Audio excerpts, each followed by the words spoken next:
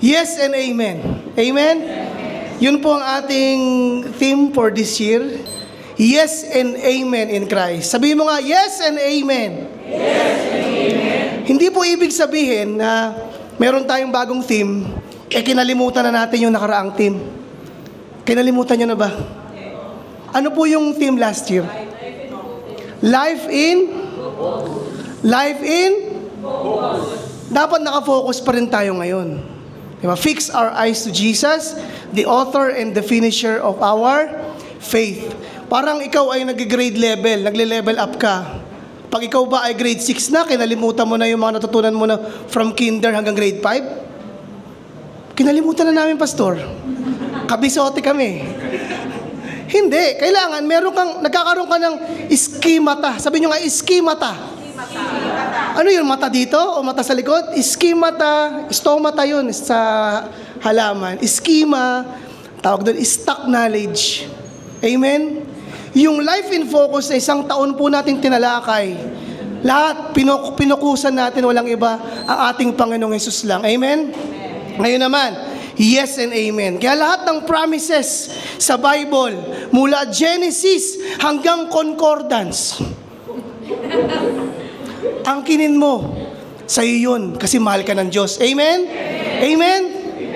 Sabi sa 2 Corinthians 1:20, sabay-sabay natin basahin, for no matter how many promises God has made, they are yes in Christ. And so through Him, the amen is spoken by us to the glory of God. Do not forget this verse, 2 Corinthians 1:20.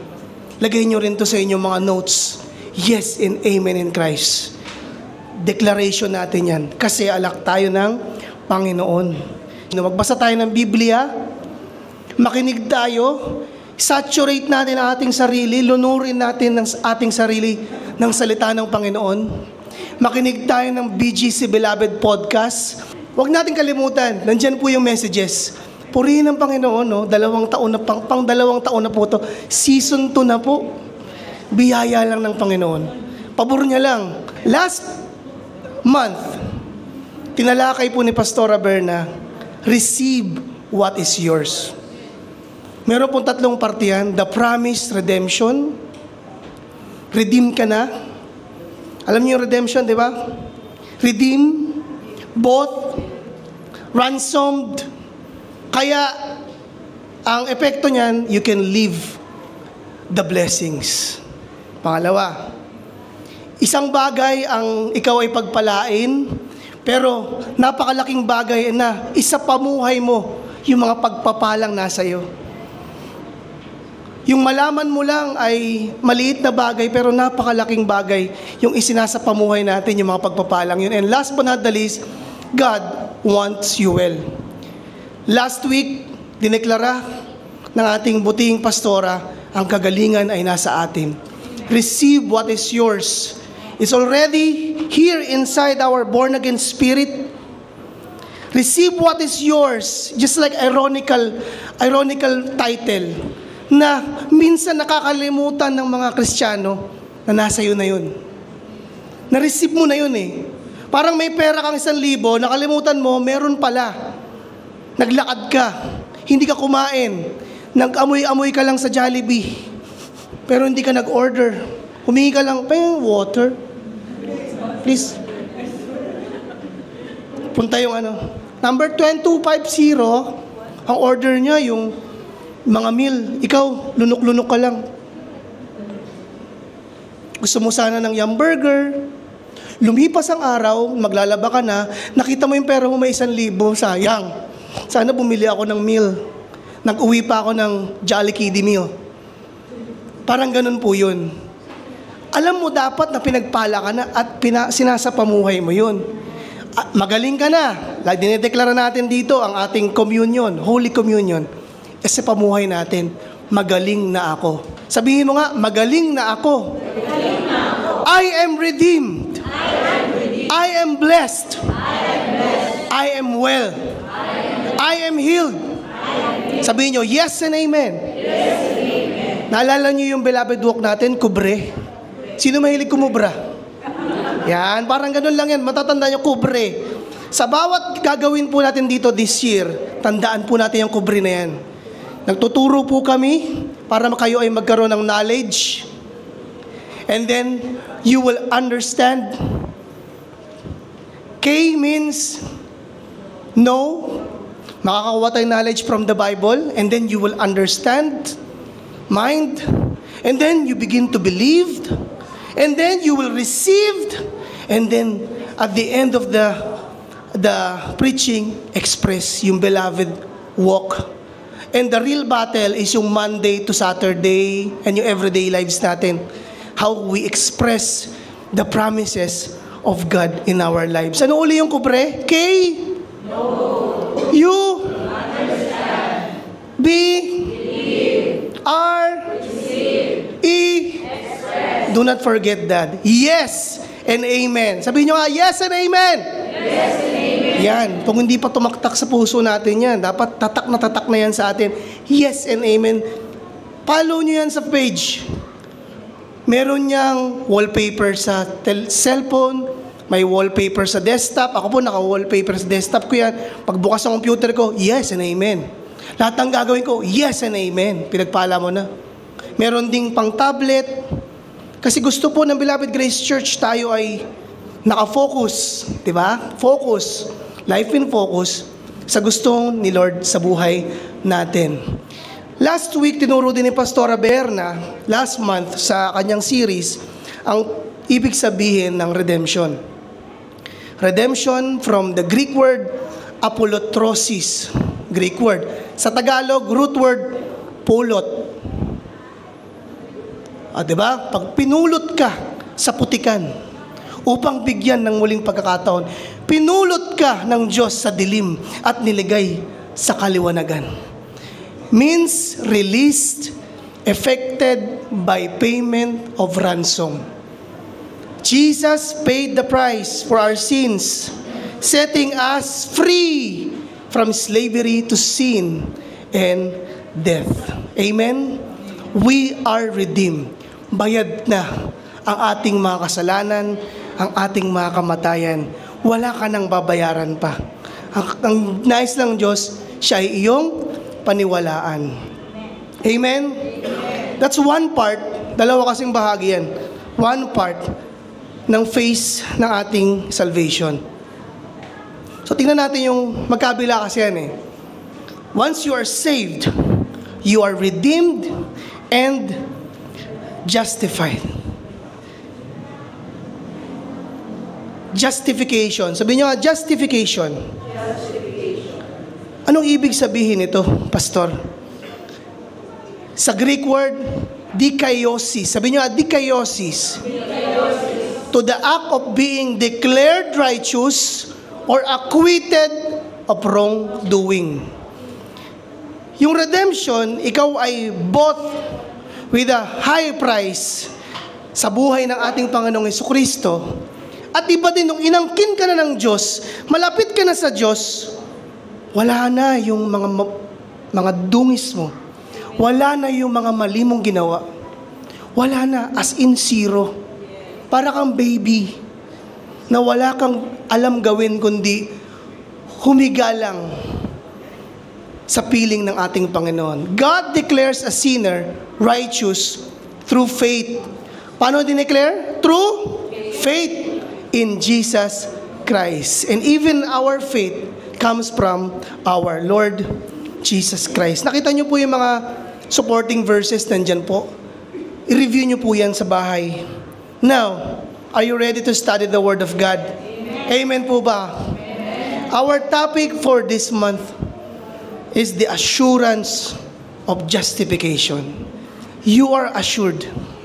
Ito yung pilit na kinakalaban ng kaaway, Satan, natanggalin sa'yo. Kasi once that you are not assured, pwede kang ma-confuse, ma-distract. Di ba ganun? Pag mag-asawa, mahal mo ba ako? Ano ba? Pinakasalan nga kita. Di ba mahal kita? Gusto kong marinig sa'yo. Di ba? Kasi gusto ng assurance. Gusto na, ganun. Dapat ang salita ng Panginoon, laging nangungusap sa atin. Paano ka ma-assured? Puro Facebook, puro TikTok. I'm not against Facebook, I'm not against affiliate and mga reels. Pero dapat saturated tayo ng salita ng Panginoon. Para lagi siyang assured, para siyang asawa mo. Mahal ako ng Diyos? Yes.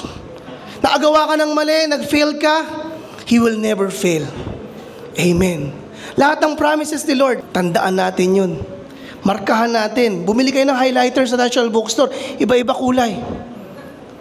Lahat yun. Lagay mo sa notes. Meron kang app, Bible app, para assured ka na. Sabi mo sa katabi mo, you are assured. Sa kabila, you are justified. Are you ready to study the Word of God? Amen. Mahaba-haba pa to hanggang 2:30. Ready kayo? Yeah, okay, let's pray. Panginoon, salamat po dahil meron kaming pagkakataong mag-aral ng iyong salita. Lord, ang salita mo lang, basahin pa lang namin, napakalaman na, napakamakapangyarihan na, nagbabago ng buhay. Kaya, prayer namin, Panginoon, prayer ko, oh God, na ang iyong lingkod ay itago mo lang sa iyong likuran. Ikaw po ang maitaas. Ikaw po ang makita. Ako po ay sanga lamang.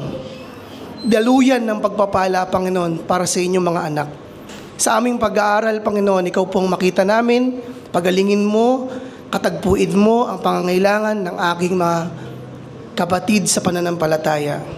Salamat po, Diyos. Holy Spirit, we know you are at work in our lives. We commit everything to you in the mighty name of Jesus. Everybody would say, Amen. Justification.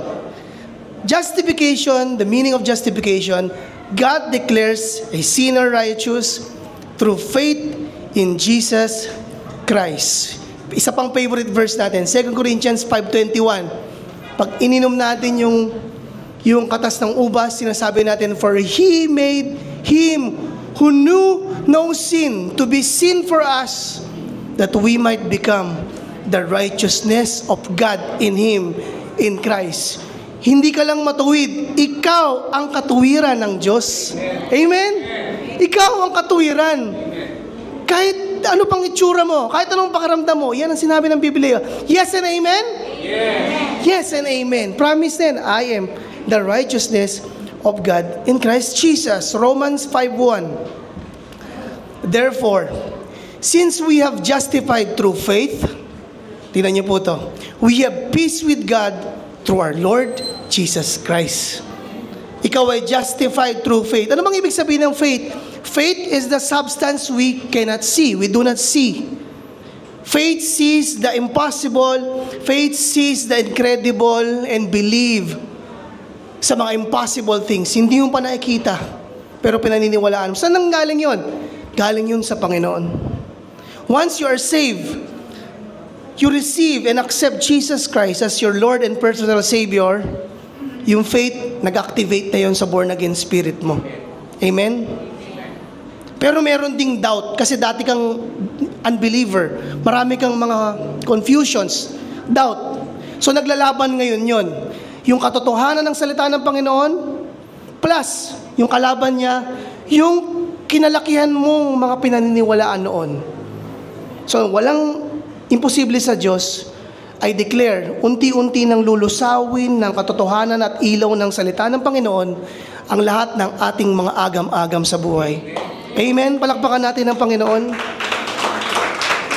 At wala nang maghahari sa puso natin kundi ang salita ng Panginoon. Romans 5:10, jump tayo. For if, when we were God's enemies, dati yun unbelievers, we were reconciled, made peace to Him through the death of His Son. Dati tayong unbeliever, enemies of God, and now, peace na tayo. Malapit na tayo sa Panginoon. Redeemed, justified. Ephesians 2:13. But now in Christ Jesus, you who once were far away, you're so far away, enemies, have been brought near, made peace through the blood of Christ. Brought near, you are redeemed justified, you are righteous. Amen po ba? Isa pang verse, Ephesians 4:24. And to put the new self. Yan ha. Naalala niyo yung tinuro sa atin? Pogi. Bagong nilalang ka na nung ikaw ay tumanggap. Nililay ko yung foundation. Kasi mamaya tignan natin kung anong pwede pang gawin ng Panginoon sa atin. Ikaw ay bago na. Sabi mo sa katabi mo, bago ka na. Hindi magbago ka na. Sabi mo, bagong nilalang ka na. Yun, di ba pinapaalala sa atin, ang tunay na tayo, espiritu. To put on the new self, spirit, created to be like God through righteousness and holiness. Ano yung righteous? Part ng katawan natin, part ng pagkatao natin, yung spirit. Yung spirit natin ang righteous, so we need the spirit na mag-penetrate doon sa soul natin, and the main faculty of the soul is the mind. Mag-penetrate dun sa mind through the Word of God, changing our mind by the Word of Christ, salita ng Panginoon, para ma-feel natin, ma-assure tayo that we are the righteousness and holiness of God through Christ. Naniniwala ba kayo? Yan, pastor, ano lang yan spiritual lang yan. Lahat ng mali yan. Spiritual, kayong mga grace na yan, prosperity gospel yan. Alam nyo yung prosperity gospel? A gospel? Paano yun? Sabi nila, pag nakita mo na talaga na dyan binigay na ng Diyos lahat sa'yo, kinakabahan na sila. Prosperity gospel to, lahat, wala na kang gagawin. Alam nyo po, ang prosperity gospel, ganito kasi yan. Magbigay ka para yumaman ka. Yun po ang hook ng prosperity gospel. Hindi po tayo prosperity gospel. Hindi. Walang sinabi dito na, magbigay ka para yumaman ka. Yung mga ang ari-arian mo, yung titulo ng lupa mo, ibigay mo yan dito sa stage. Yung mga ari-arian mo, ilagay mo. Binaliktad nila Ano po sa atin, pastor? Tayo ay nagbibigay dahil una tayong pinagpala ng Diyos. Amen? You cannot give what you do not have. Tama? You can give because you have. Ano bang meron sa'yo? Yan redeemed, made righteous. And all the promises of God, from Genesis to Revelation up to the concordance, is yours. Yes and amen. Na-miss nyo mag-yes and amen. Huwag nyo i-miss yun. Isang taon tayong gaganon. Yes and amen. Yun. Diba? 1 John 4:17. Hindi po ito spiritual. Tingnan nyo po. In this way, love is made complete. Pag-ibig ng Diyos among us, so that we will have confidence. Confident ka, assured ka on the day of judgment, second coming. Because in this world, we are like Him. Kailan ba? Spiritual ba yan? In this world, we are like Him. Kung ano si Jesus ngayon, yun ka. Yun ka. Kung ano si Jesus, yun ka. Si Jesus ba ay nasa kanan ng Diyos? Nasa trono ng Diyos? Yun ka. Si Jesus ba ay magaling? Si Jesus ba ay nasa langit? Yun ka. Gusto mo na bang pumunta ng langit? Amen. Gusto mo na ba mag-rapture? Nagdadalawang isip. Maliit pa anak ko. Actually, once you have received Jesus Christ, yung langit bumaba na sa'yo. Amen? Yung heaven nandito na. Tingnan nyo, hindi nyo alam. Bakit? Kahit konting pagtingin at saglit lang, sabi ng kalaban, huwag mong malaman. Hosea 4:6, my people are destroyed for lack of knowledge. Kaya nga kubre. No. Yun yung una, di ba? Pinapaalam namin sa inyo na ito ang kalagayan at katayuan mo. Pag hindi mo alam katayuan mo, wala kang authority against the devil. Hindi ka maka-understand, hindi ka makakubre. Paano ka express ka na express? Hindi mo pa nga alam. Nandun ka kagad sa Kayo muna. Know this. Amen? know this. Intentionally learn this. Amen? In this world, you are like Christ. Amen? Seated on the throne of our God. Ito, sabay-sabay natin itong basahin buong puso. Gusto ko magugis puso yung mata nyo. Okay? Sabay-sabay nating basahin. Now, every 1, 2, 3, go everybody. Now that you know you are completely righteous, fully accepted because of Christ's sacrifice, you are permanently connected to Him and nothing can change that. Amen? Amen? Malakas na palakpak sa Panginoon. Ulitin ko, you are permanently connected. Walang permanente sa mundo, pero meron. Ikaw yun. Si Lord yun sa'yo. You are permanently connected to Him. Pwede ba kung umiwalay? Hindi na. No one can change that and no one can undo that. Amen?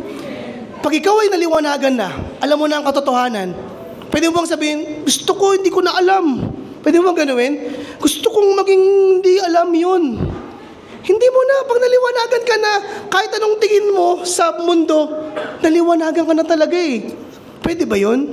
Pwedeng hindi ka naliwanagan kasi totoo naman, hindi ka talaga naliwanagan. Pero yung ganun eh. Di ba? Hindi ka tunay na naliwanagan, nasa dilim ka pa rin, kaya akala mo lang, nasa kaliwanagan ka na. No one can undo that. Pag ikaw ay blessed, you are blessed. Even on your worst day, you are blessed. You are a child of God, and my best day, you are a child of God. Amen? I'm so blessed. Yes and amen. Sabi ko sa inyo, pag ano po yun? You are blessed. Kakanta sila eh. Diba? I am blessed. You are permanently connected to God. Wala nang makaka-undo that. Kaya paano pag tumalon ako? Isip lang yan ng para makulit na isip, no? Wala na. No one can snatch you from the Father's hand. Ayan. Ngayon, yung pagiging justified natin, redeemed, and righteous, meron tong epekto na nakalagay sa Bible. Marami. Pero tignan lang natin yung Romans. Sabi ko nga, ang pinaka-basic na Bible o book of the Bible na basahin ng mga kabataan, mga beginners, is Romans. Basahin po natin kasi romansa. Yan ang romansa ng Diyos sa atin. Tignan natin. Una, meron tayong access. Sabihin nyo nga, access. Meron kang direct access sa langit.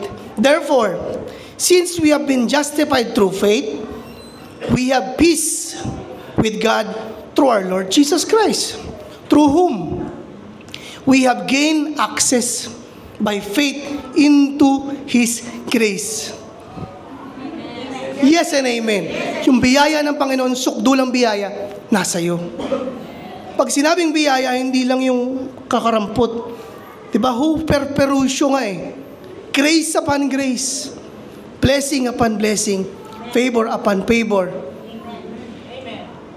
We have gained access by faith into this grace, in which we now stand and we rejoice in the hope of the glory of God. Kailan nangyari yan? Bakit? Kailan nangyari yan? Nung sinabi ni Jesus sa krus ng Kalbaryo, lahat ng kanyang sakripisyo, sabi niya, it is finished! Consummatum est! Tetelestai! Alam niyo nangyari? Napunit yung telon. Napunit yung telon na dati ang nakakapasok lang doon, high priest, once a year. Yung karapat-dapat na high priest kasama nung dugo ng hayop, naputol ang telon. Ang kapal po niyan. Ibig sabihin, tanggal na ang telon, pwede nang lumapit lahat.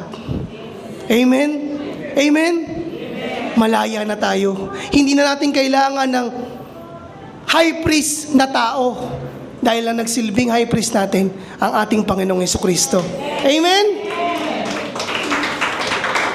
Siya yung pumunta sa Holy of Holies. Daladala ang kanyang sakripisyo, yung dugo niya, sa trono. Saan yung Holy of Holies, Pastor J?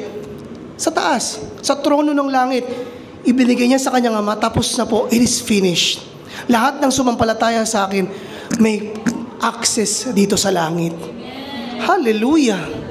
Divine exchange. Sabihin nyo nga, divine exchange. Divine exchange. Yung kasalanan na dapat tayo ang magbayad, lumipat sa katawan ni Jesus. Yung purity, yung kanyang walang kasalanan, yung kanyang pagka-Diyos, yung kanyang sakripisyo, katulad ng hayop. Pag ginagawa yung once a year sa Israel, lumilipat yung innocent, yung pagka-inosente ng hayop sa tao. Ganun din. Lahat ng kay Jesus napunta sa atin. Yung sa atin napunta sa Kanya. Kaya tapos na ang laban. Endgame na yan. Amen? Assured na yan. He tore the veil. Mark 15 yan. Tingnan nyo lang po. Hebrews 10:19 to 20. Sabi. Sabay-sabay natin basahin. 1, 2, 3, go. Therefore, brothers, since we have confidence to enter the most holy place By the blood of Jesus, by a new living way open for us through the curtain that is His body. Tignan niyo po we have confidence to enter. Diba? To the most holy place. That's the heaven, by the blood of Jesus, by a new, bago na, hindi na yung dugo ng hayop. New and living way open for us through the curtain. Ano yung curtain? That is His body. Diba? Nawarak from heaven to earth. Ganun din ang katawan ni Jesus. Nasugatan, sinakripisyo niya para lahat ng mananampalataya malaya na. Malaya na ako. Amen? Palakpakan natin ng Panginoon. Ito pa, verse 21. And since we have a great priest, si Jesus Christ, over the house of God, let us, ito yung invitation, let us draw near to God with a sincere heart in full assurance of faith. Huwag na tayong lumayo. Paano ba tayo lalayo? Actually, hindi ka rin makakalayo. Yung paglayo dyan is, hindi ka nakikinig, hindi mo sinishare, ayaw mo talagang makinig, meron kang gustong paenggan. Diba? Hindi pa bago yung heart mo, pero huwag kang mag-alala. God never give up on you. He never give up on you. Kahit gaano katigas ang puso mo, walang matigas na puso. Sa mainit na, hindi kape, pagmamahal ang Diyos. Bigyan ng kape to. Walang mainit na. Kaya talaga, walang mainit, matigas na puso sa mainit na pagmamahal ng Diyos. Amen? Sobrang mahal ka ng Diyos. Huwag ka na magmatigas. Minsan kasi bilang Kristiyano, parang, minsan ganun tayo, grace naman si Lord, grace upon grace Kahit ano na muna ako, sa Friday na ako magpapakabanal, reels muna ako. Idol ko talaga to si T. Bossing Minsan, nagaganon tayo. Lahat naman tayo. May ganun. O kaya nanonood ka, sobrang focus ka sa trabaho mo, di ba? Lahat naman tayo aminado dun. Pero ang bait ng Diyos ang buti ng Diyos. Because hindi siya nag-give up sa'yo. Amen? Kakatagpuin ka niya. Yayakapin ka niya. At malalaman mo na, Lord, mahal na mahal mo talaga ako. Hindi mo ako pinabayaan kailanman. Amen? We have access. Amen? In heaven. Romans 5:1, 2. Hindi lang access, we have peace and hope.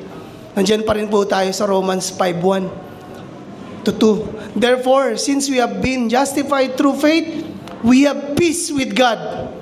Peace. May kapayapaan na. Di ba ang sarap pag pinatawad? Pagbati na kayo? Ganadong-ganado ka, pagbati kayo no? Pag hindi kayo bati, di ka ganado di ba? Tingin-tingin ka. Pero pag ganado, ano? Ganado ka. Ganun lang tayo sa Diyos. Ganado tayo kasi may kapayapaan na sa Diyos Kahit anong gawin mo, payapa ka na. Payapa. Di ba? Malaya, payapa. Payapa. Malaya. Purihin ng Diyos sa awiting yan. Galing yan. Kinakanta na yan sa langit. Amen? Amen? Through whom we have gained access by faith into His grace, in which we now stand and we rejoice in hope. Meron tayong joy. Meron tayong hope. May pag-asa ka. Hindi yung, pambira naman ng gobyernong to. Pambira naman administrasyon to. Ay, ano naman na. Taga Batangas ka ba, Pastor? Hindi Pambira naman. Lahat ng angal sa mundo, totoo naman. Hindi ako nagmamalinis, nagmamalabis. Lahat tayo apektado kasi we are in this world. Pero meron tayong pag-asa. Elpis. Ito ba yung trailer natin? Pag nagsama, sabi ni Pastor Martin, pag nagsama ang faith mo at ang biyaya, katotohanan ng Panginoon, lahat ng posible, magiging posible. Amen. Amen? Yes, amen. Amen. Yes and amen. Kaya we have rejoiced in the hope. Hindi lang hope may rejoice. Diba? Peace and hope. Ano pa, Pastor? Romans 5:3 and 4. Ito yung joy and perseverance. Speaking of the pambihirang gobyerno at pambihirang administrasyon at pambihirang mundong ito, tingnan po natin ito maigi. Related yan. Not only so, but we also rejoice in our sufferings. See? Even in our sufferings, we can rejoice. Amen? Sino ba nagsulat ito? Yung nagsasuffer din. Nasa kulungan. Diba? Because we know that sufferings produces perseverance. Ano Tagalog ng perseverance, Pastor? Search nyo mamaya. Ay, ibig sabihin yan, katatagan ng loob. Diba? Pag nagsasuffer ka, ano ba yung iba't ibang suffering natin? Diba? Utang. Ang daming umuutang sa'yo. Di mo mali. Ang hirap maningil. Diba? Nung nangungutang, nakangiti. Nung magbabayad na, hindi mo makita. Yes and amen? Yeah. Suffering yun para sa mga nagpapautang. Diba? Ano bang kanya-kanya nating suffering? Diba? But even though in our suffering, we can still rejoice. Dahil alam natin, after this suffering, in this world, diba, sabi, there are many troubles. But take heart, sabi ni Jesus, I overcome the world. Oh, let's see this. Rejoice in our sufferings because we know that suffering produces perseverance. And perseverance produces character. And character produces hope uli. Saan ka pa? Yes and amen. Hindi tayo mawawalan ng pag-asa. Binigay na yan sa salita ng Panginoon. Kung hindi mo to alam, pumili ka na mamaya ng highlighter at i-highlight mo, yes Lord, may pag-asa ako. Faith, hindi ko man nakikita ngayon, pero pinaniniwalaan ko. Sinabi nung nakaraang linggo, Mark 11:24, whatever you ask in my name, believe that you have received it, and it will be yours. Wala pa sa'yo, pero pinaniniwalaan mo, sa akin na to. And it will be given to you. Amen? Access, peace and hope, joy and perseverance. Ano pa, Pastor? Tingnan natin yung verse 5. And hope does not disappoint us. O, di ba? Dito lang walang disappointment. Marami ka ng disappointment sa buhay, pero ito, walang disappointment dito. And hope does not disappoint us because God has poured out His love into our hearts by the Holy Spirit whom He has given us. And the Holy Spirit is nasa ating born again spirit. Hindi na tayo nalulugmok. Pero Pastor, ba't ako nalulugmok minsan? Minsan pinili natin yun. Pinili nating malugmok. Gusto nating magpapansin. Kanino? Sa sarili natin. Tingnan natin kung, kasi idol ko si Don Solweta Idol ko si Pauline Luna. Idol ko yung mga kontrabida doon na hindi ako mahal. Yan, titignan mo lang kung sino kayo papansin, nakaganon ka, hindi ako mahal. Pero titignan mo, sino kayo unang papansin sa akin? Sabi ni Lord, ito talagang anak ko talaga to. Mahal kita! Minsan ganun tayo, marami tayong drama sa buhay. Dahil punong-puno ng drama sa Netflix. K-drama, Thailand drama, Bollywood, Hollywood, teleserye. Diba? Lahat yun, parang gusto nating isabuhay yun. Kahit wala ka naman, ang payapa mo, payapa ka, pero parang nabobore ka. Drama kaya ako. Bilang magulang, di ba? Ano na naman kayo? Ang tanghali na kayo magising. Di ba? Sabi nung, ma, lalaki na namin na. May trabaho kami. Di ba? Minsan kailangan natin magdrama na ganyan. Pero, ano sabi ng Panginoon? Basahin natin sabay-sabay uli. Now,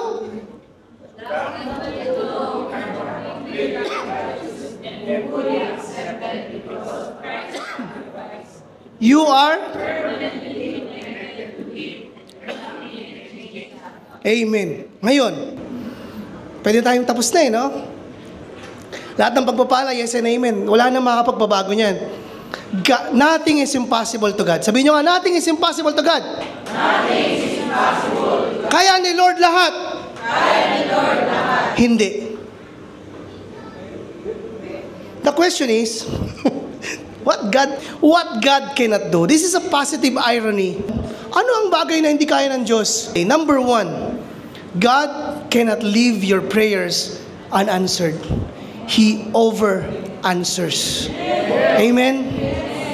Dahil ikaw ay redeemed, ikaw ay justified, made righteous, subject ka na dyan. Wala ka ng, paano magpipray, pastor? Kailangan man nakaluhod?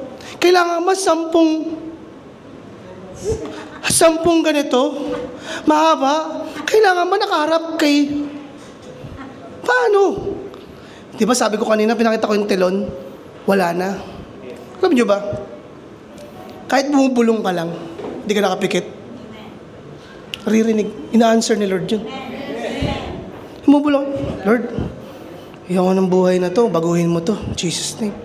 Kahit di ka nakapikit, nagdadrive ka. Lord, wala na akong panggas Kayo pong magpo-provide. Even in a still small voice. Alam niyo po yung kwento ni Elijah. Tingnan po natin sa Tagalog. Unang hari, 11, 11 hanggang 12. Nagsalita ang Panginoon. Lumabas ka at tumayo sa ibabaw ng bundok sa aking presensya dahil dadaan ako pagkatapos. May dumaan na napakalakas ng hangin na bumitak sa mga bundok at dumurog sa mga bato. Pero wala ang Panginoon sa hangin. Pagkatapos ng hangin, lumindol. Pero wala rin ang Panginoon sa lindol. 12. Pagkatapos ng lindol, may apoy na dumating. Pero wala pa rin ang Panginoon sa apoy. Pagkatapos ng apoy, may narinig siyang tinig na parang bulong. Anong pinakikita ng istorya na to? Minsan sa ating buhay bilang Kristiyano, nakikita natin ang sagot ng Panginoon parang dramatic, talagang wow! Kasi nga kakapanood natin ng na-impluensyahan tayo ng social media. And then, hinahalin tulad natin ang sagot ng Panginoon sa ganun. Pero kayang ng Diyos sumagot sa atin kahit bulong lang. Ibulong mo sa hangin, kahit bulong lang. Ganun din sa atin. Kaya din natin humiling na pabulong lang. We don't need special effects. Lord, simple lang. Actually, ino-honor pa nga ni Lord yung maiikling dasal Naalala nyo dun sa ayaw ng Diyos sumahaba, mga ginagawa ng mga pariseyo na nagpapaimbabaw. Gusto nga ni Lord short lang short prayer. Yes, pasok ako dyan, pastor. Anong prayer mo? Amen. Yes, yes. Amen. Yes and amen. Pwede naman yun. Pero gusto ng Panginoon sincere, tatay mo siya Tay, gusto ko po paunlarin mo tong kumpanya ko, tay. Para mapagpala ko po maraming tao, tay. Maikli lang. Yes and amen. Tuldukan mo ng yes and amen. Pirma rin ni Jesus Diba? Yes and amen, Jesus. Lord, pagpalain mo tong tindahan ko nang makita po yung glory mo. Yes and amen. Lord, pagpalain mo ng negosyo ko. Lord, pagpalain mo ako. Even the prayer of Jabez, parang makasarili, di ba? Sabi ni Jabez, extend my territory. Bless me intensively para mapagpala mo yung iba. Minsan kasi ayaw mong pag-pray sarili mo, no? Tama? Pag-pray mo, Lord, pagpalain mo ako para mapagpala. Lord, gusto ko magbigay ng malaki. Pag nagbigay ka ng malaki, pag gusto mo magbigay ng malaki, magkano ba ang bibigay ni Lord sa'yo? Malaki, kasi gusto mong bigay ng malaki. Amen? Amen? No more drama-drama. No more drama-drama. Even a still small voice, bulong, sasagutin ng Panginoon. Paano yung umiiyak, Pastor? Pwede rin. Umiiyak ka, Lord. Baguhin mo na siya. Hindi ko siya mabago. O kaya, kunin mo na siya kung gusto mo. Lord. Dinidinig ba ng Lord yun? Yes. Meron story sa 1 Samuel 1:10. Tingnan niyo po ito. Into her deep anguish, Hannah. Si Hannah po yan ng diyan po sa Old Testament. In her deep anguish, Hannah prayed to the Lord, weeping bitterly. Hannah means grace, favor. With H, hey, di ba? Yung pang pip na letter. Grace, favor. Umiiyak siya.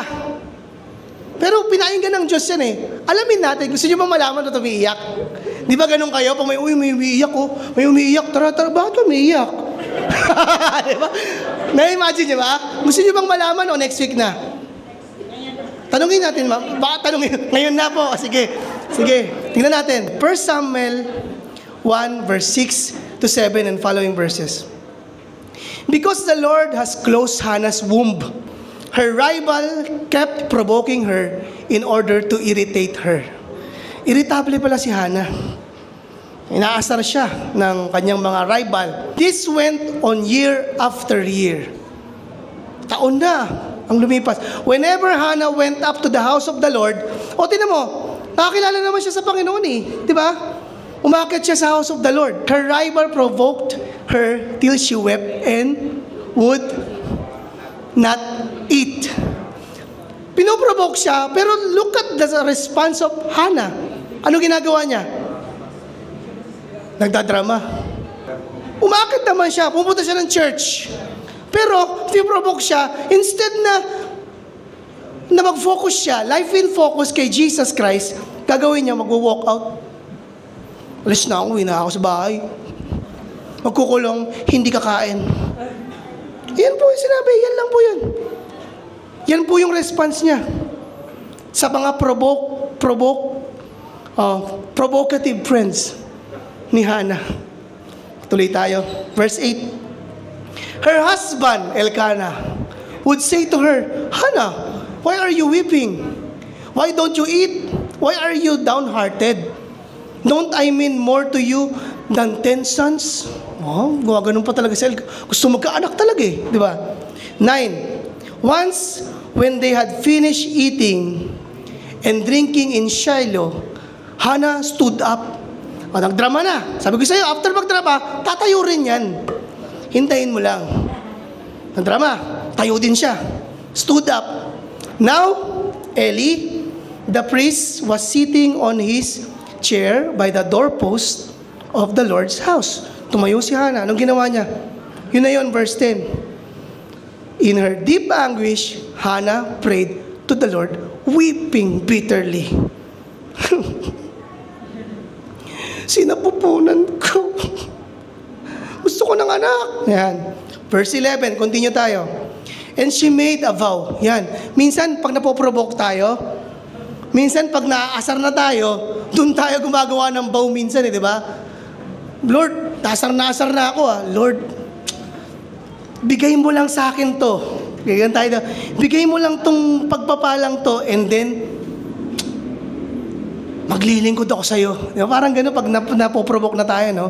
Pero sabi ni Hannah, she made a vow saying, Lord Almighty, if you will only look on your servant's misery and remember me and not forget your servant but give her a son, then I will give him to the Lord. Yan yung pangako niya, para Isaac and Abraham lang yan, diba? Bibigay ko for all the days of his life and no razor will ever be used on his hand. Verse 12, and she kept on praying to the Lord. Eli, observe her mouth. Si Eli yung priest sa doorpost, inobserve niya yung bibig ni Hannah. Hannah was praying in her heart, and her lips were moving, but her voice was not heard. Eli thought she was drunk. Napagkamalang panlasing. Pinoprovoke na, hindi pa manganak, napagkamalang panlasing. Habang nagpipray, sabi ni Hannah, ito, napagkamalang lasing, naprovoke. Look at the response of Hannah, and said to her, sabi po na ni Eli, how long are you going to stay drunk? Put away your wine. Sabi ni Eli, napagkamalan eh. Sabi ni Hannah, pipray lang ako dito, mukha ba akong lasing? 1 Samuel 15:16. Ito na ngayon yung response ni Hannah. Diba, nung kanina, stood up, and then pumunta sa kwarto, hindi kumain. Anong sinabi ni Hannah dito? Hindi niya pinansin. Not so, my Lord. Hannah replied, I am a woman who is deeply troubled. I have not been drinking wine or beer. Nagpipray siya na, I was pouring out my soul to the Lord. Nakafocus na siya? Yes and amen. Nagdrama pa? Pero ganun pa man, dininig ng Panginoon, Old Testament to do not take your servant for a wicked woman, sabi ni Hannah. I have been praying here out of my great anguish and grief. To make the long story short, binigyan siya ng anak. Sabi ko kanina, di ba? God cannot leave prayers unanswered. He answers. Alam niyo kung sino anak ni Hannah? Ang anak niya, si Samuel. Prophet Samuel. God answers the cry and the grieving heart, anguish heart of Hannah. God gave Prophet Samuel. Sino ba si Prophet Samuel? Siya ang nag-anoint sa dalawang unang hari ng Israel. King Saul, King David. Amen? Kaya I believe in this church, yung mga nanonood po, yung mga anak nyo, na inihiling nyo sa Panginoon, hindi nyo alam kung saan gagamitin ng Panginoon yan. And I believe gagamitin ng Panginoon yan sa kanyang kaharian. Baka sino i-anoint yan. Amen? Baka maglilid yan ng congregation. Diba? Even in our crying moments, God answers our prayer. Amen? Palakpakan natin ng Panginoon. Isaiah 65:24. Tingnan nyo to. Napaka-buti ng Panginoon. Before they call, I will answer. While they are still speaking, habang nagsasalita ka pa, hindi ka pa tapos, blah, blah, blah, blah, blah, I will hear. That's our God. God is prayer answering God. Amen? Sabihin mo nga, our God is a prayer answering God. Yan po yung number one. God cannot leave your prayer unanswered. He over-answers. Amen? Ngayon, ano gagawin namin, Pastor? Knowledge na to eh. We understand, kubre na to eh. We believe that, Pastor eh. Ba? Ano natin dyan? Beloved walk. Dalawa lang po. Patapos na po ako. Gusto nyo pa po? Parang kaya nyo na eh. Sige. Beloved walk, dalawa lang po. Anong gagawin namin, Pastor, knowing this? Basic nga yung prayer eh. Pero, iba na po ang prayer natin. Yung mga example ko po, from Old Testament. How much more today? We are living in the new covenant of full grace, pure grace. Diba? Makapangyarihan ang ating panalangin. Number one, pray for others. You are the salt and light of the world. Huwag mong ipagdamot, panalangin, libre yan. Di ba iba, kailangan may malalabas akong pera, prayer lang, sapat na. Naalala nyo, si Jonah, nung pumunta na Ninive, maraming naligtas. Amen? Amen? Panahon ni Daniel, sino pinalangin niya? Hari Nebuchadnezzar. Unbeliever yun. After he prayed, itininterpret niya yung dream ni Nebuchadnezzar, tumanggap si Nebuchadnezzar. Amen? Si Daniel yun Jonah. How much more ngayon tayo? We are living in the fullness of grace. Amen? Share natin. Panalangin natin. Huwag natin ipagdamot. Pag may pagkakataon tayong ipanalangin ng ating kapwa, ipanalangin natin. Kaya nga may sedars tayo and solid. Sabi sa James 5:16, therefore, confess your sins to each other and pray for each other so that you may be healed. The prayer of a righteous person is powerful and effective. Sino righteous? Taas kamay. Uy, tinuro lang foundation natin kanina yan. Taas kamay, ang mga righteous. Yes and amen. Listen, yung sinabing righteous dyan, righteousness of God na ininvest sa atin. Gusto ng kaaway, tanggalin yan. Gusto niya maging self-righteous ka. Maglakad ka sa sarili mong performance. Gusto niya, righteous ka. Self-righteous ang tawag doon. Pero yung justification of faith through Christ, made righteous. Nagkakamali man, you are made righteous. Last story from the Old Testament. Alam niyo yung story ni Abraham sa kanya Abimelech? Alam niyo po ba yon? Di ba pumunta sa Abraham, sa si Sarah, kay Abimelech, doon sa kaharian niya. Di ba? King yun, di ba? Sinarado ng Diyos ang mga, maghihilig yung Diyos sa sinapupunan, no? Yung sinapupunan ng mga servants and yung asawa niya, sinarado. Listen, sinarado ng Diyos. Pero nandun si Abraham. Nagsinungaling siya, naalala niyo yung istorya? Hindi siya perfect, pero Abrahamic covenant to, wala pang law nito. Pinagpala siya ng Panginoon. Genesis 20:17. Then Abraham prayed to God, and God healed Abimelech. That is the first mention of healing sa Bible. Healed Abimelech. His wife and his female slaves so they could have children again. See? Ano bang problema ni Sarah sa kanila Abraham nung mga panahon na yan? Hindi sila magkaanak. Pero pinag-pray ni Abraham si Abimelech at nung kanyang mga concubines o slaves doon na magkaanak. Yung mama na nagsinungaling, nag-pray. Ang buti ng Panginoon. Bakit? Kahit hindi ka perfecto, pwede mong ipag-pray yung kapwa mo. Amen? Hindi mo kailangang maging perfect para ipag-pray ang kapwa mo. Amen? In fact, kung gusto mong pagpalain ng Panginoon, minsan kasi ang Christian ganito hindi kita pag-pray kasi may problema din ako dyan Wala nga akong pera Ayusin ko muna sarili ko, tapos pag-pray kita. Hindi. Dito, same problem, wala kaming anak, pag-pray kita. So nakita niyo po yung equation ng Panginoon. Paano pagpalain? And after that, next chapter, nagkaanak na po si Abraham at si Sarah, Isaac.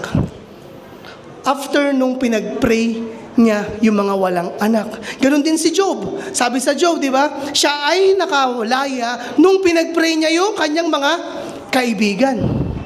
So ang equation, pag pinag-pray mo yung same problem, doon ka pagpapalain. So, yun po yung revelation sa atin. Kung ikaw may problema ka sa pera, hanap ka ng mula din, may problema din sa pera. Tara tol, pag-pray kita tol. May sakit ka sa puso, makita ka rin, may heart, tara pag-pray kita. Wala kang asawa, pag-pray kita, wala tayong asawa No? Panginoon, susunod ka na. Ganun magpala ang Panginoon. Even though you are not perfect, you can pray to others. Amen? Amen. Number 1, pray to others. Number 2, last but not the least, and I will close with this. Live a life of prayer. Everybody? Live a life of prayer. Bakit? Bakit live a life of prayer? Huwag natin maliitin ang prayer. Yan ang communication natin sa Diyos. Sabi nga kanina, di ba? The prayer of the righteous person is powerful and effective. Tayo yun. Kaya wag natin. Gusto ng kaaway, tikom ka na lang, wag ka na pray. Tikom ka, hindi ka naman pastor. Tikom ka. Prayer meeting. Siya na po. O, mag-pray ka na, sister. Wala ako. Siya. Di ba ganyan yan? Ikaw na mag-pray. Ako? Laging ganun walang ibang, ikaw na mag-pray. Ha? Teka lang, CR ako. Di ba? Wag mong maliitin ang panalangin mo. You are righteous, effective, and powerful. Pag binigyan ka, mag-pray kasi sa offering. Ako? Sige. Dapat ganun na yung sagot mo. Ikaw na mag-pray sa sa Dara. Ako? CR lang ako. Pero, nag-pray ka na doon. Tandaan nyo, makapangyarihan yan. Kaya, pinapaalala po sa atin ngayong linggo, maging mapanalanginin. Wala man tayong prayer meeting dito, pero niniwala ako sa kanya-kanyang bahay natin, pinagpipray natin yung isa't isa. Amen? Pag-pray nyo rin po ang inyong mga pastor at mga leaders dito. Amen? Yung pamilya ng bawat isa. Short prayer lang. Pag-pray mo ang kumpanya. Pag-pray mo ang trabaho mo. Act like a boss. Kahit ikaw ay mananampalataya lang, Lord, soon ako na ang boss. Dream high. Think high. Si Lord kasi, pag nagpala, over. Jeremias 33:3, sabi dito, kung mananalangin ka sa akin, tutugunin kita. At ipapahayag ko sa iyo ang mga bagay na dakila at mahiwaga na hindi mo pa nalalaman. Kaya manalangin ka. Alam mo na ba lahat? Alam mo na ba lahat? Hindi. Kaya yan ang ni Jeremias. Propeta Jeremias. Epeso 3:20. Purihin natin ang Diyos na makakagawa ng higit pa sa hinihingi o inaasahan natin sa pamamagitan ng kapangyarihan niyang kumikilos sa atin. Kaya mo bang gawin lahat? Kaya mo bang gawin lahat? Hindi. Kaya dapat manalangin tayo kasi si Lord, si God, mas maganda ang gagawin niya pag nananalangin tayo. Amen? Amen? Sabi nga, kapag tayo ang umaaksyon, sarili nating kilos, tayo ang umaaksyon. Tayo ang kumikilos. Pero pag tayo ay nanalangin, ang Diyos ang kumikilos. Amen? Sinong gusto mo? Ikaw kumilos o ang Diyos? Sagot! Okay, tapos na po tayo. John 14, verses 13 to 14. Last verse. And I will do whatever you ask in my name, so that the Father may be glorified in the Son. You may ask me for anything in my name, and I will do it. Sabay-sabay natin basahin yung huling yellow font. I will do it. Do you believe that? Yes. Do you believe that? Yes. Mamaya papanalangin ko kayo. Isang grupo to eh. Lahat ng pinapanalangin nyo. Diba sabi ko kanina, papanalangin ko, sigurado ako na yung susunod. Amen? Kaya do not miss an opportunity to pray others. Yun ang gusto ng kaaway. Ma-miss mo yung opportunity. Sana pinag-pray ko siya.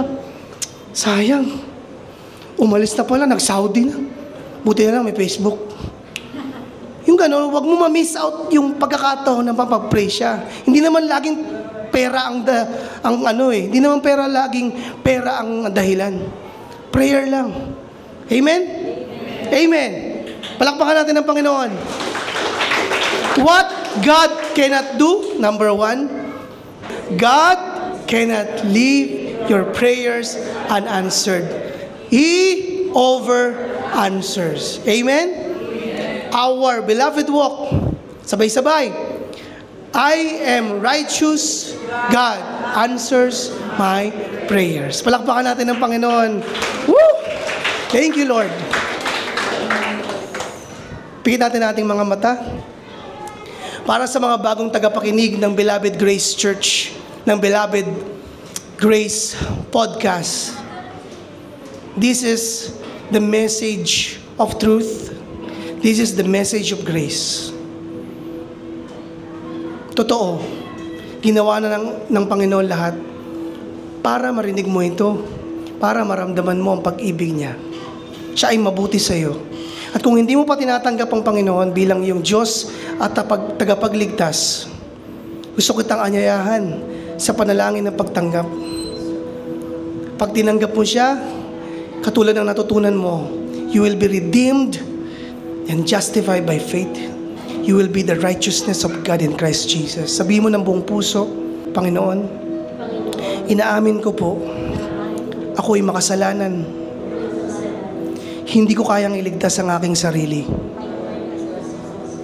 Ako'y mapapahamak, hiwalay sa iyo. Dahil ako'y makasalanan. Salamat, Panginoon. Narinig ko ang mabuting balita. Ikaw ay mapagmahal na Diyos. Binigay mo ang iyong bugtong na anak na si Jesus upang mamatay, umako para sa aking kasalanan.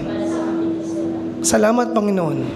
Tinatanggap kita bilang aking Diyos at tagapagligtas. Ako'y malinis na. Ako'y matuwid. Ako'y bago na. Sa pangalan ni Jesus. Amen. Purihin ang Panginoon. Tayo po natin tumayo na. Lahat po ng prayers natin. Taas natin ating mga kamay. Pag-pray ko kayo saglit. Hindi po aksidente or coincidence. There's no coincidence in God na narinig mo muli ito. The prayer of the righteous person is powerful and effective. Isa to sa mga sandata na binigay ng Diyos sa iyo nung ikaw ay sumampalataya sa Kanya. Gamitin mo to. Gamitin mo to. Exercise the joy of your salvation. The blessing of your salvation. All the promises of God mula Genesis hanggang Revelation are yes and amen in Christ. Malaya kang sabihin lahat ng panalangin mo ngayon. Sabihin mo sa Panginoon, tutugunin niya ito dahil anak ka niya. Panginoon, naririnig mo po ang bulong, ang iyak, ang panalangin ng aking mga kapatid dito sa Beloved Grace Church and even sa aming podcast, sa online na nakikinig ngayon. Mahal ka ng Diyos at naririnig niya ang panalangin mo. Naisin niya, gusto niya sagutin ang mga panalangin mo ayon sa kanyang kalooban at sa oras na ibinibigay ng Panginoon sa atin. He make all things beautiful in its time. Naniniwala kami, Panginoon. Dininig mo na lahat ng panalangin ng bawat taong nandito, nakikinig, nakakarinig ng salitang ito, ng boses na ito sa pangalan ni Jesus. Sinagot mo na ang aming mga panalangin. Sinagot mo na, O Diyos, ang aming mga daing. Sinagot mo na ang aming mga bulong. Hindi kami maiinip.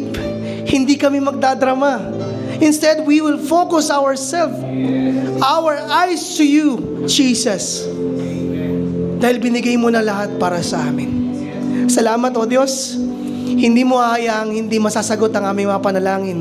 Bagkus, binibigay mo higit pa sa aming inaasahan, higit pa sa aming pinapanalangin. Salamat, O Diyos. Mahal mo kami. Kami mga anak mo. Kami ay minamahal mo dahil kay Kristo. Salamat, Panginoong Hesus Kristo. Wala na pong makakapagpabago nito. Wala na po. Wala na po. Salamat, Panginoon. Pinagaling mo na lahat ng may sakit na narito, Panginoon. Dumadanas ng ubo, ng sipon. Sa pangalan ni Jesus, matunaw ka. Sa pangalan ni Jesus, baga, lungs, mag-normalize ka. In the name of Jesus. Mga naghihikahos, Panginoon, nagkukulang sa pinansyal na pangangailangan sa Panginoon, sa pangalan ni Jesus, katagpuin mo ang kanilang pangangailangan, O Diyos. Ikaw ang aming kasapatan, Panginoon. Mga nanganganib, Panginoon, sa trabaho, yung matatanggal sa trabaho, Panginoon. Sa pangalan ni Jesus, kung matatanggal man, makakahanap siya ng trabaho. Sa pangalan ni Jesus. Katulad ng patotoo kanina, hindi maikakahon ang kilos mo, Diyos, kung paano mo kami pagpapalain. Aatras kami, Panginoon, at hahayaan ka namin kumilos.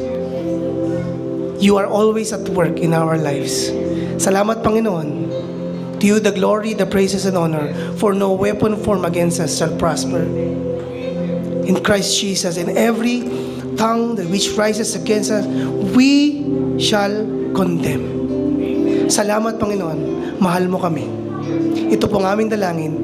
Ang lahat ay magsabi ng Amen! Amen! Palakpakan natin ang Panginoon.